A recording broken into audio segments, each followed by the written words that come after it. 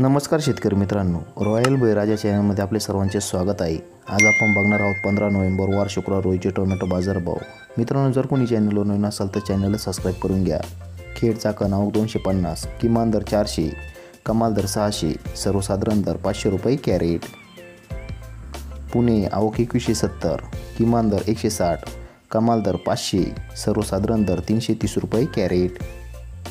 पुणे मोशी आवक 365, किमान दर 400, कमाल दर 600, सर्वसाधारण दर 500 रुपये कॅरेट।